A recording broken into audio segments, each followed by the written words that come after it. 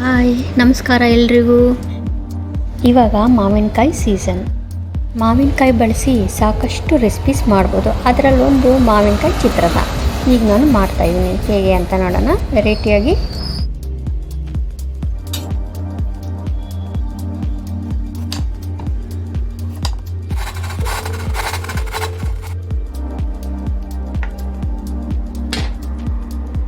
ನೋಡಿ, ಈಗ ಅನ್ನ ಮಾಡಿಟ್ಕೊಂಡಿರ್ತೀರಲ್ಲ, ಇದ್ರ ಮಧ್ಯನೇ ಇಟ್ಕೋಬೇಕೀಗ. ಈ ಥರ ಮಧ್ಯದಲ್ಲಿ ಕುಣಿ ಮಾಡಿಕೊಂಡು ತುರ್ದಿಟ್ಕೊಂಡಿದ್ದೀವಲ್ಲ, ಈ ಮಾವಿನಕಾಯಿದು ತುರ್ದಿರೋದು ಇಟ್ಕೊಬಿಡೋಣ ಮಧ್ಯದಲ್ಲಿ. ಸಾಮಾನ್ಯವಾಗಿ ಈ ಥರ ತುರ್ದಿರೋ ಮಾವಿನಕಾಯಿ ಎಲ್ಲ ಒಗ್ಗರಣೆಗೆ ಹಾಕಿಬಿಟ್ಟು ಫ್ರೈ ಮಾಡ್ಕೊತಾರೆ. ಬಟ್ ಆದರೆ ನಾನು ಈ ಥರ ಮಾಡ್ತಾಯಿದ್ದೀನಿ. ಈ ಥರ ಒಂದ್ಸರಿ ಮಾಡಿ ನೋಡಿ, ತುಂಬ ಚೆನ್ನಾಗಿರುತ್ತೆ, ಟೇಸ್ಟಿಯಾಗಿರುತ್ತೆ. ಈ ಥರ ಅನ್ನ ಎಲ್ಲ, ಬಿಸಿ ಅನ್ನ ಎಲ್ಲ ಆ ಮಾವಿನಕಾಯಿ ಕವರ್ ಆಗೋ ಥರ ಕ್ಲೋಸ್ ಮಾಡ್ಕೋಬೇಕು. ಈ ಬಿಸಿನಲ್ಲೇ, ಈ ಅನ್ನದ ಬಿಸಿ ಏನಿರುತ್ತೋ ಇದರಲ್ಲೇ ಆ ಮಾವಿನಕಾಯಿ ತುರಿ ಎಲ್ಲ ಕುಕ್ ಆಗುತ್ತೆ. ಈ ಥರ ಹಸಿ ವಾಸನೆ ಎಲ್ಲ ಹೋಗ್ಬಿಟ್ಟು ಒಂಥರ ಚೆನ್ನಾಗಿರುತ್ತೆ. ಇವಾಗ ಕ್ಲೋಸ್ ಮಾಡಿಬಿಡಿ ಕುಕ್ಕರ್ನ.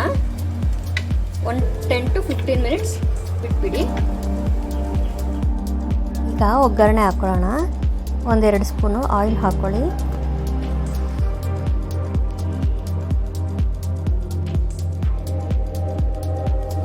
ಇಂಗು, ಕಡಲೆ ಬೀಜ, ಸಾಸಿವೆ, ಉದ್ದಿನಬೇಳೆ, ಕಡಲೆಬೇಳೆ, ಜೀರಿಗೆ, ಈರುಳ್ಳಿ ಒಂದು ದೊಡ್ಡ ಸೈಜಷ್ಟು. ಈಗ ಖಾರಕ್ಕೆ ತಕ್ಕನಾಗಿ ಹಸಿಮೆಣಸಿನಕಾಯಿ, ಕರಿಬೇವು, ಅರಿಶಿನ, ಈರುಳ್ಳಿ ಎಲ್ಲ ಸಾಫ್ಟ್ ಆಗೋವರೆಗೂ ಫ್ರೈ ಮಾಡ್ಕೊಳ್ಳಿ.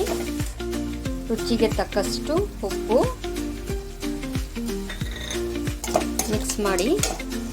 ಈಗ ನೋಡಿ, ಈಗ ಇದು ಆಗಿದೆ.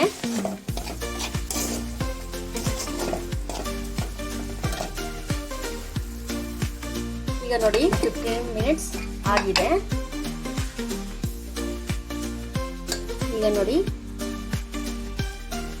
ತುರಿದಿರೋ ಮಾವಿನಕಾಯಿ ಎಲ್ಲ ಕುಕ್ ಆಗಿದೆ. ಈ ಮಾವಿನಕಾಯಿನೆಲ್ಲ ಇದಿಷ್ಟು ಒಂದು ಬೌಲ್ಗೆ ತಗೋಬಿಡಿ. ನೋಡಿ ಯಾವ ಥರ ಆಗಿದೆ, ಇದು ಕಲರ್ ಯಾವ ಥರ ಚೇಂಜ್ ಆಗಿದೆ ನೋಡಿ. ತುಂಬ ಚೆನ್ನಾಗಿರುತ್ತೆ ಈ ಥರ ಮಾಡಿ. ಎಷ್ಟು ಬೇಕೋ ಅಷ್ಟು ಹುಳಿನ ನೋಡಿಕೊಂಡು ನಾವು ಹಾಕ್ಕೋಬೋದು. ಜಾಸ್ತಿನೂ ಅನಿಸಲ್ಲ, ಕಮ್ಮಿನೂ ಅನಿಸಲ್ಲ. ಎಷ್ಟು ಬೇಕೋ ಅಷ್ಟು ಮಾತ್ರ ತಗೋಬೋದು. ಉಳಿದಿರೋದನ್ನ ಬೇಕಾದ್ರೆ ಬೇರೆ ಅಡುಗೆಗೂ ಕೂಡ ಬಳಸ್ಕೋಬೋದು. ಈಗ ಚಿತ್ರಾನ್ನ ಕಲಸೋಣ.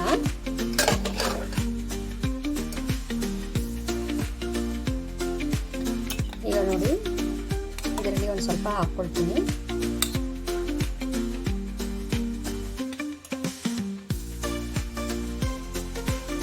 ಈಗ ಮಿಕ್ಸ್ ಮಾಡ್ಕೊಳ್ಳಿ ಜೆಂಟಲ್ ಆಗಿ.